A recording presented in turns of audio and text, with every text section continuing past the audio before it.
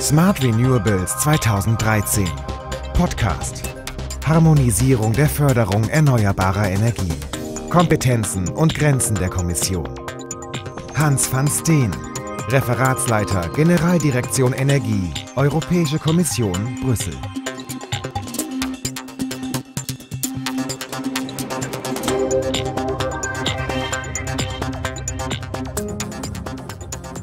So, good afternoon, ladies and gentlemen.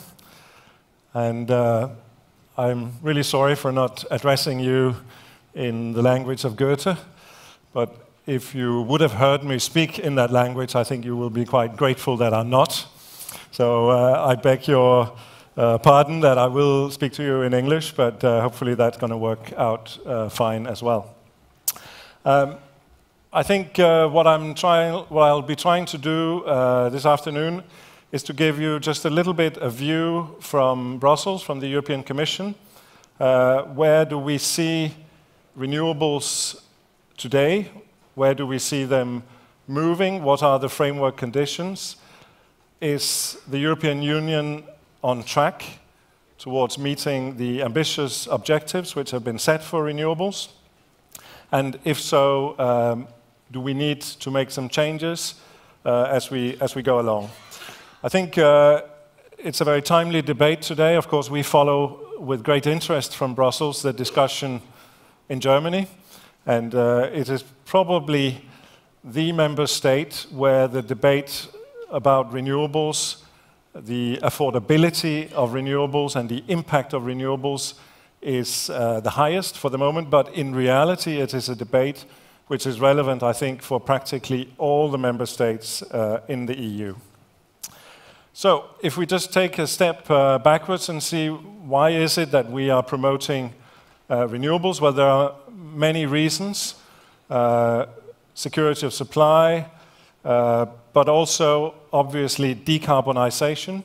And you know that European leaders have decided that we need to reduce our CO2 emissions very dramatically by somewhere between 80 and 95% by 2050. And the Commission produced a couple of years ago a roadmap on how this would be possible. And from that roadmap, it was quite clear that the power sector, the energy sector in general, but especially the power sector, would have to be practically decarbonized by 2050.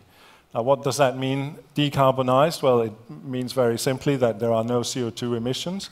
That can be achieved, obviously, in different ways. You can use renewables that do not emit CO2. You can have more nuclear, or you can make sure that the fossil fuels that you use do not emit CO2, for example, by applying carbon capture and storage.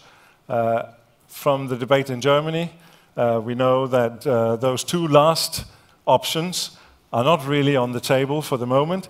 That means, of course, that there is a very, very big emphasis on developing renewables as we go along to 2050 and beyond. In fact, if you look at renewables more specifically, what does this mean? How could we achieve this decarbonization?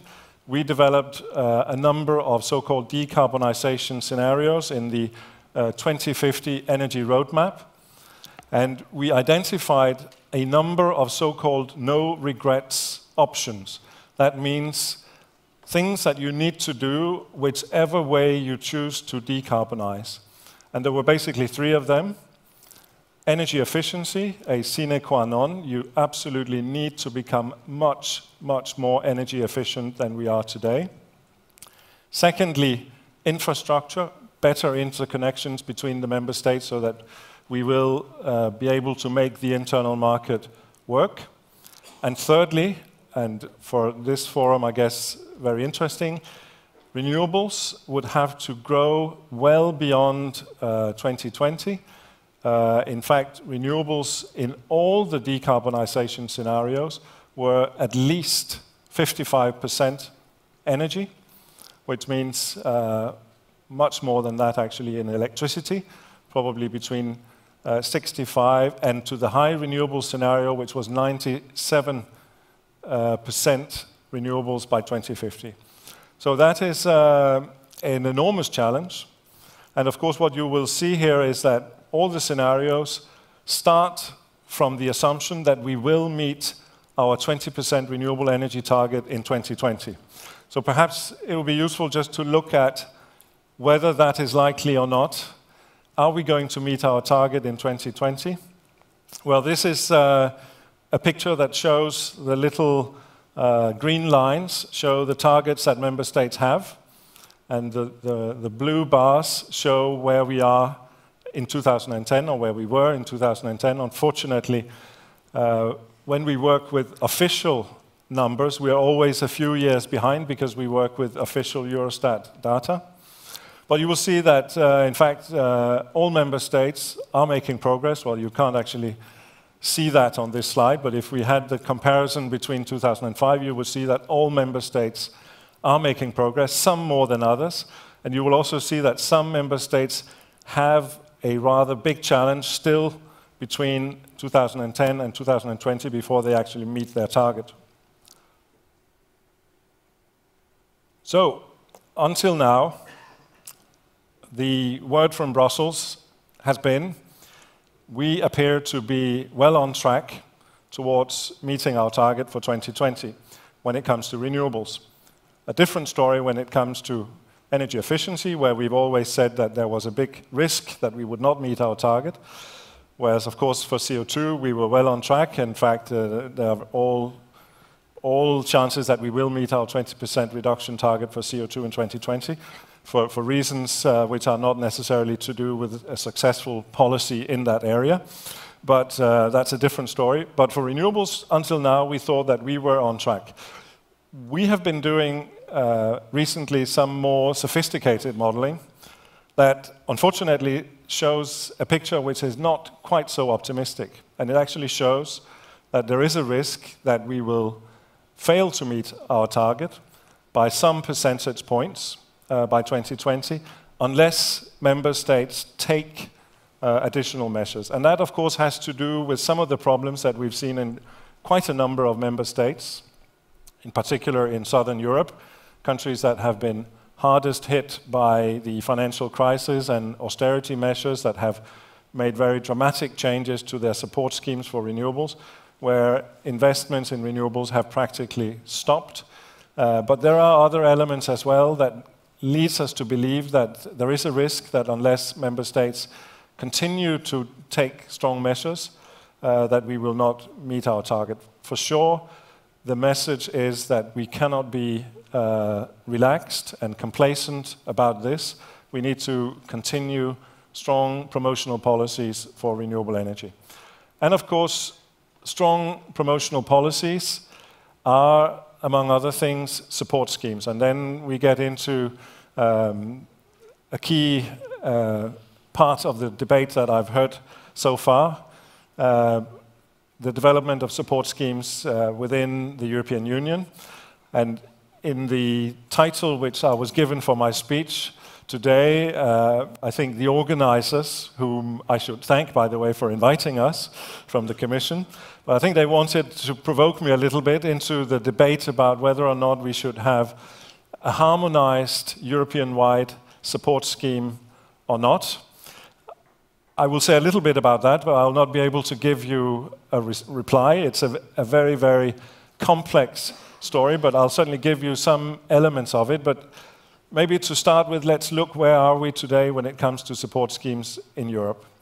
Well, as we've heard also earlier today, there are basically two, shall we say, different theories of how you can promote renewables when it comes to support. Either you can fix the price or you can fix the quantities. You could have tariff-based schemes, either feed-in tariffs or feed-in premiums, or you could have a quota scheme where you simply fix the amount.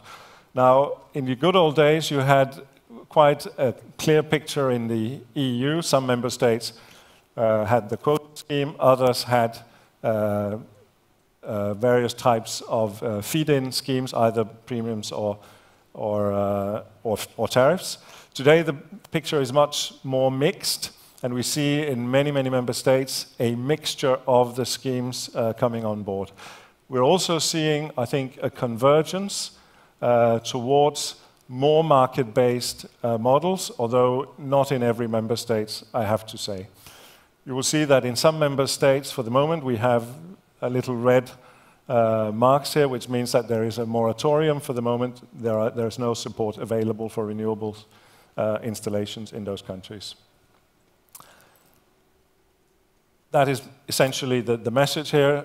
Feed-in tariffs still dominate, but there is an increasing use of premiums as I think member states are trying to make their support schemes more, so we say, market-friendly. There's also a big difference in the support levels that member states offer. This is a picture which shows the situation regarding offshore wind. And you will see that the costs vary a little bit between member states, but the support which is offered, which are the red dots, vary even more. So some member states offer relatively high supports, other relatively less support. You will see Germany here offers support which is at the lower end of the cost, whereas, for example, the UK offers significantly higher support than what is the average cost of the offshore technologies. Now, there are many reasons why that is the case. We don't have any religion in the Commission whether one support scheme is better than the other, but it's quite clear that if you have a quota-based scheme, tendencies are that your support have to be higher in order to promote the same amount of renewables. And also you will see here, for example, the UK have a strategy where they rely very extensively on offshore wind. That plays a very big role in their National Renewable Energy Action Plan developed under the Renewable Energy Directive, whereas other member states, of course, do not really rely on offshore. But if you rely on offshore, you might need to have a higher support level, and this is one of the things that you can see on this slide. The support is, of course, one element, but there are many other reasons why renewables develop well in some member states and less well in other member states. Grid connection, grid operations, and grid developments are one of them. We had a study made where we tried to identify which member states are doing well, not so well, or even worse on those three areas, and this slide shows those results. So you will see in terms of Germany, both when it comes to grid connection, but also to grid operation, things are going well. But I think what we also heard in the previous debate, in terms of grid development, there is still some challenges, especially when it comes to the north-south lines within Germany. And the situation in many other member states is not nearly as positive as that. There are very many member states where the grid are really becoming a barrier to development of renewables, both when it comes to grid connections, but also simply the grid developments. In the Renewable Energy Directive, there is an obligation for member states to include in their plans for renewables also grid developments. But I have to say, for most member states, that is an area where the national action plans are not as well developed as we would have hoped when we put together the directive. So what is the EU doing for the moment? Obviously, the starting point is that we have the Renewable Energy Directive from 2009, which I assume most of you are familiar with. We have a very strong EU acquis on the internal market, where we have the objective of having a fully functional internal market by next year. And we have the emission trading scheme, which is meant to lead us safely to meeting our 20% CO2 reduction ambition by 2020. That is the basis, and I think that has to remain the basis. There is a review of the Renewable Energy Directive foreseen in 2014.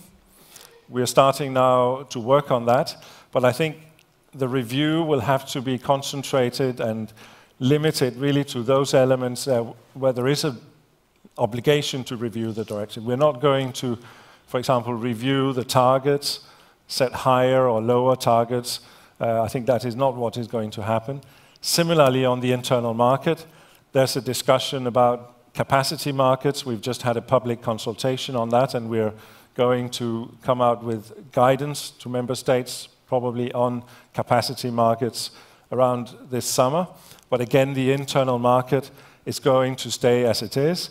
And of course, we have these days a very lively discussion about the future of the ETS system, and many people will say that the ETS system is in crisis. Whether we would go as far as that, I don't think so, perhaps, but we would certainly accept that there are serious issues related to the ETS, and that the ETS today does not in any way provide the right signals to investors with a carbon price below or around 5 euros per ton. This is clearly not what is going to stimulate investments in low carbon technologies. Still, for the moment, the idea is to make ETS work. We've come with a so-called backloading proposal, which you may have heard about.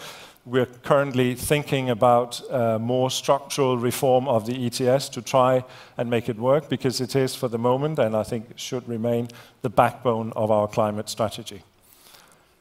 What are we going to do when it comes to the support schemes? Now, it's quite clear that there are serious issues related to renewable energy support schemes in very many member states.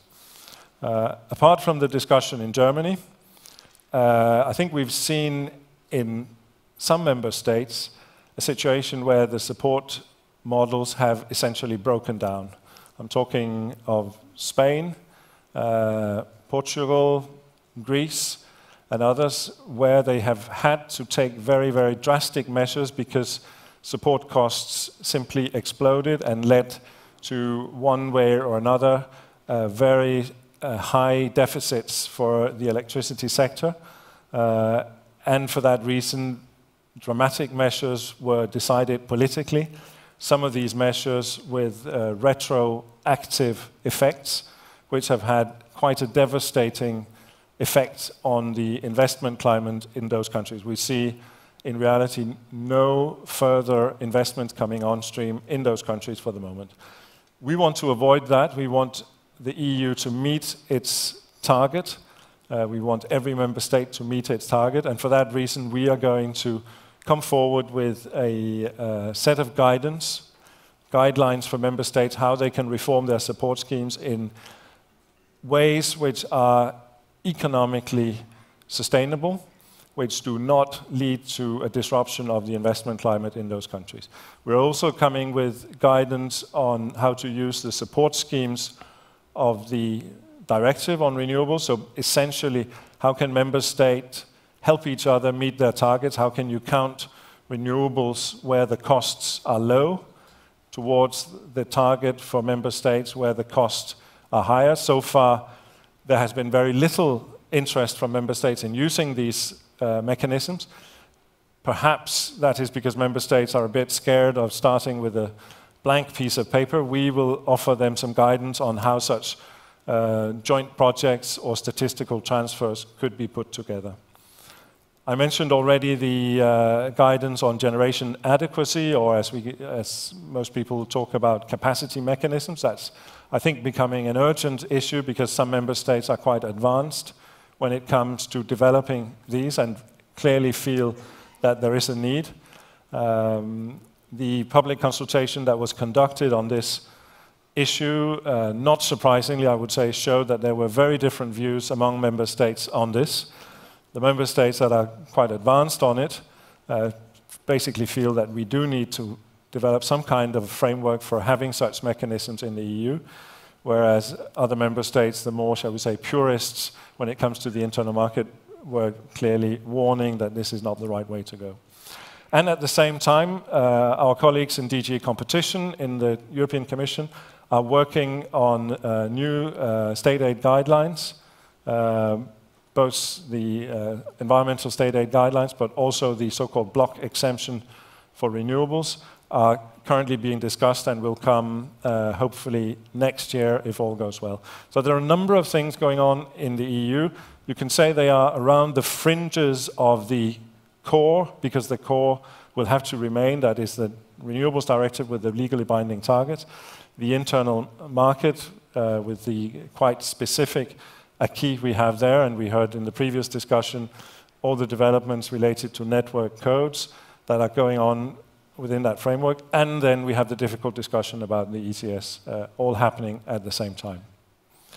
So, as far as we're concerned, in my unit in Brussels, so we're concentrating for the moment on the guidance on support schemes for renewables. We've already had a couple of meetings with member states, and some of the elements that we would like to put in it is things like automatic tariff digression, where we feel that that is a very good model. We've seen that, for example, in Germany, where you had the automatic digression concerning PV. It perhaps wasn't spot on, but at least the elements were there. Some of the problems we've seen in other member states had clearly come about because they did not have such digression, and there was in reality a huge speculative bubble developing, especially around PV, when the cost of that technology declined much more rapidly than anyone had expected. We need to avoid overcompensation. We probably need some kind of technology-specific support, because technologies are different and require different levels of support, maybe even different support structures. But we would like that the cost calculations and the tariff calculations should be based on some kind of common rules, and we're in discussion with member states about what those common rules could be. Then, of course, there are other elements which are perhaps not strictly linked to the support schemes themselves, things like access to the grid, priority access, and these sort of things, which could also come into the picture. And then, of course, we will reiterate our position that we should not have any kind of retroactivity when it comes to changes in support schemes. That is what we see as absolute poison. And of course, this is all being developed in the framework of guidance. And that has to do, of course, with the fact that this is member state territory. It is not for the EU to decide how the support schemes are designed. It's not our role either to set the support levels. But of course, it must be so that the support schemes enable the member states to meet their targets. But the precise design is not regulated at EU level. And that's why this will be developed in the form of guidance. Member states can, of course, decide to look at the guidance and say, okay, that's interesting. I'll put that straight into the waste paper basket. But we would like to develop this in such a way that it becomes useful to member states. We are talking about this should be like a plug and play, that there is a set of guidance. If member states follow the guidance, they are safe. That's perhaps very optimistic, and listening to the debate in Germany, I think there's perhaps not a safe place when it comes to debates about support schemes, but at least it should be able to make the debate a little bit more structured and help member states do this in such a way that we can have further market integration, more convergence of schemes between the member states in the EU, and preserve investment security when it comes to renewable energy. Just a couple of words about some of the issues discussed in the podium debate just a moment ago. The grid stability is often quoted as a problem within the EU, and it is a fact that we will have much more variable power coming on stream even in the period between now and 2010. This picture shows roughly how much member states themselves expect in terms of additional solar and wind between 2010 and 2020. And you'll see that is quite a lot. Now, does that render grids unstable? Well, we don't think so. We think that with these kind of levels, it is still possible to manage the grid It will require a combination of things. It will require more interconnections. The Commission has come forward with a proposal about the Connecting Europe facility. It suffered quite heavily in the debate about the multi-annual financial framework, where the amount of money that the Commission would have liked to see reserved for grid investments in Europe were cut quite significantly, but we still have a proposal. And in any event, the bulk of the investments will have to come from the private sector and from member states. But that will be one element in dealing with the more variability of the electricity that will be in the grid. We need more storage. That was also part of the discussion a moment ago. I was actually quite encouraged to hear the debate, because I think there's a technology aspect to that. There might also be a regulatory aspect to that. It may well be that we need to think about how we can bring about more incentives for bringing about more storage capacity in the EU, because we do need that. And then we need to focus much more on the demand side of things, demand side management. There are, in our view, very many possibilities of trying to shave off the peaks in terms of demand within the EU. All of these things together, not an easy one to solve, but certainly doable, at least in the period until 2020. Possibly after 2020, the situation becomes more tricky. So, to finalize with a more long-term picture, what happens in the EU post-2020? Well, first of all, I should mention that we are working on an energy technology communication that should come out later this spring. But I think the paper which is most awaited right now from the Commission will be our paper on the post-2020 or 2030 climate and energy framework. Again, we assume that we have a relatively stable framework in place between now and 2020, but perhaps now is already the good time to start thinking about what happens after 2020. And we want to open that discussion with the green paper that we are working on.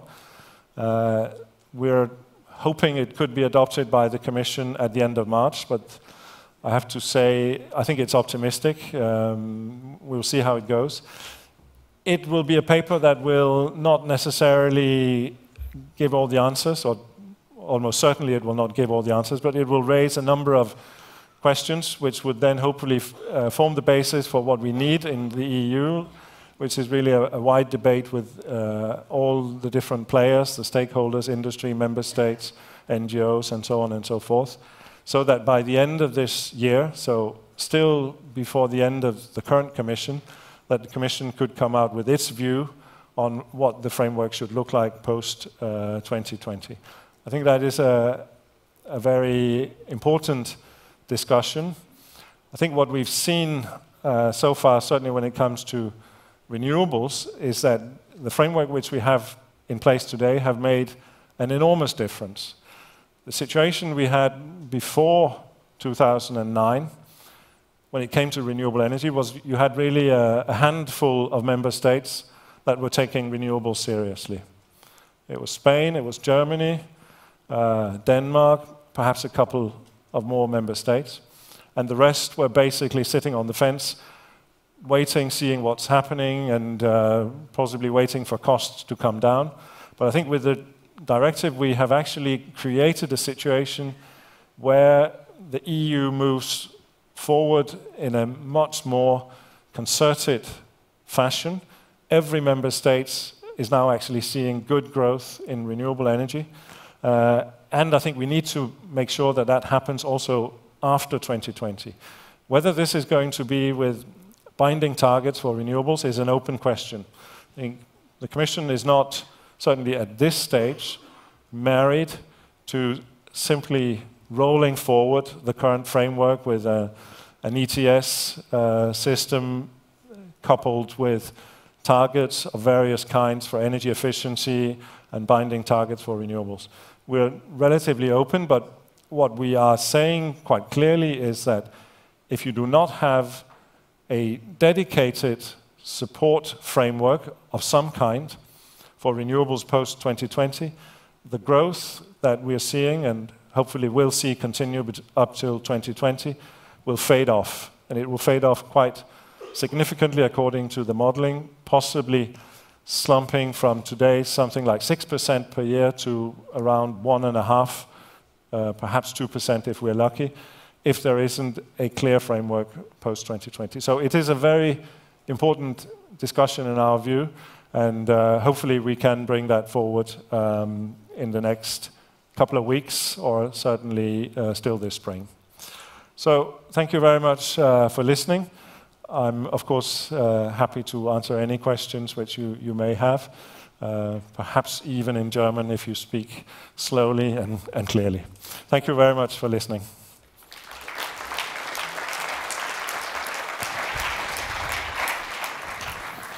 Thank you very much for your speech and your insights in the Brussels thinking about the renewables. But could you perhaps give us a hint what is in the green paper you are working on? It should be ready already, isn't it? I can give you a hint, but probably not much more than that. The green paper is really trying to identify what can we say about the current system, what are the positive experiences that we can deduct from that, and on that basis can we already now start to see how we can improve post-2020 the system for moving forward towards an ambitious energy and climate agenda. And is the support you are thinking about only financial incentives, or is it just a framework of regulation and market-driven operations? I think it could be both. For the moment, it is very open whether this Commission will still be able to come forward with a legislative proposal at the end of the year. It could be either that, or it could be, shall we say, a communication that sets out a certain framework for the situation post-2020, but without actually coming forward with the legislation that fills that framework. That could be left to the next Commission. But you can hear I'm being very diplomatic about that, which is simply because the Commission has not yet decided on it. The Commission has had an overall orientation debate a couple of weeks ago, and we are right now working together with our colleagues in the Climate Directorate General on this green paper, which will be issued jointly by Commissioner Oettinger and Commissioner Hedegaard, and I think with a very strong coordinating role of the Commission President and the Secretariat General in the Commission. So all this is happening right now, and it's still relatively early days to see what happens. But of course, some of the things I mentioned today sets a little bit the frame for that. We have a debate about the cost of renewables. We have a debate about how effective is the ETS, the emission trading scheme, operating. Does it create the right incentives? Is the ETS the right instrument for achieving our climate objectives? Does it operate also in times of economic recession? Is part of the reason why we're meeting our climate objectives that a lot of the production of goods have moved outside of the EU, and we import it now, and the CO2 emissions are not accounted for.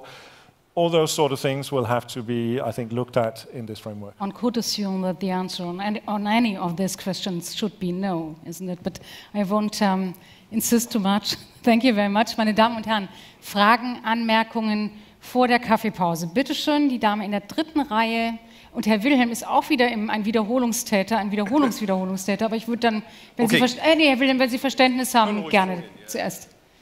Annette Loske, I'm a Managing Director of the German Federation of Industrial Energy Consumers, and you mentioned demand-side management of one of the important elements supporting a renewables future, I would say. We also see that there is a big potential, especially in industry, when it comes to demand-side management, but what is still lacking is a system giving reasonable incentives for using these potentials. So the potential is there, but it's still unused. Do you see in the EU somewhere best practices systems also where demand-side management is better used and making use of as compared to Germany? And could it be a field where the EU could put effort into to also give guidance to member states on how to make better use of demand-side management? Thank you very much. Herr Wilhelm, please, if you could. Does this work? Okay. You've mentioned that the EU is quite likely to meet the 20% CO2 emission target.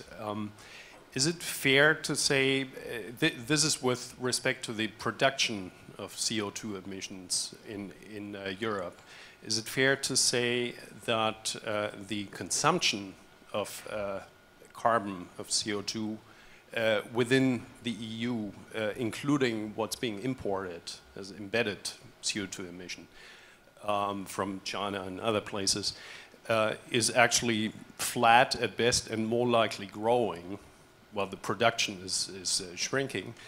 And if that's a fair assessment, why is that so? Is that a serious problem? And does the Commission have a plan what to do about it? Thank you very much. On the demand side management, I think we made a big step forward in the EU when we agreed the Energy Efficiency Directive not so long ago, because that has been an area where we were clearly lacking behind. And it is true that when it comes to energy efficiency and demand side management, it's a much more difficult area to regulate than renewable energy, because it's much more decentralized and the decisions are taken by many more actors along the chain. But I think we do actually have something now in place that will help us. There are quite a number of things, like all the eco labeling, we have the eco design, where we are gradually trying to bring on stream appliances that are more efficient. And some of the discussion we heard in the previous session about how can we equip these things also with smart chips that will help us balance out our energy systems, is quite important. Now, that said, I think there are also still a hesitation among member states really to give the Commission or the EU very big powers in this area. One example is, for example, the rollout of smart meters. If you look at the EU legislation related to smart meters, it is relatively weak. It doesn't really force member states to do a lot. They have to do an impact assessment, which most of them are doing now, but other than that, it's not really quite clear what goes on. So here we have a situation where the legislative situation is not really helping the EU push this kind of development, and might be useful in the future if we have more there, so that all member states would also become more active there, and we have a more harmonized development when it comes to demand-side management. What is the hottest place for demand-side management in Europe? Where is the benchmark? I don't think there is a benchmark for the moment. It might be useful to have one. We have, shall we say, a more general benchmark with the indicative targets that we have set under the Energy Efficiency Directive. And we will see relatively soon how they all add up, hopefully to the overall level of ambition that the EU has set itself. My guess is that it won't, and we will then see what would have to happen, because that is clearly not satisfactory. But For the moment, this is, shall we say, there's a big element of subsidiarity, as we say in Brussels. This is left for the member states to set the benchmarks, and that was as much as we could get at this point in time. It may have to be more in the future, because if you look at some of the earlier graphs I showed in my picture, they all rely on a lot more of demand-side management, a lot more energy efficiency in every scenario to meet those very ambitious goals for our decarbonization. The other question about the CO2, I mean, obviously we are following the generally internationally recognized accounting rules for CO2, which means that it is the CO2 that is emitted but not embedded in imported products. I don't know if there is any kind of, shall we say, measurement of this. I think you're probably right. If there was, it would show that the CO2 emission reductions that we are proud of in Europe would certainly not be quite as high as we think they are. Whether they would even be negative, I don't know. For the moment, this is not taken into account in the official accounting, but of course it is something which is in the back of our minds. And the whole business about carbon leakage, which is a little bit a different problem, but the same type of issue, is of course something that will have to be borne in mind when we are looking at the future of the ETS scheme also in the future. Thank you very much. I'm happy to say that this is not so much DG Energy, but more our colleagues in DG Climate that have that headache. Thank you very much. That was interesting. Meine Damen und Herren, wir sind fertig für die Kaffeepause, glaube ich. Ich darf Sie einladen zu Kaffee und Kuchen und freue mich, Sie dann gleich hier wiederzusehen. Dankeschön. Vielen Dank.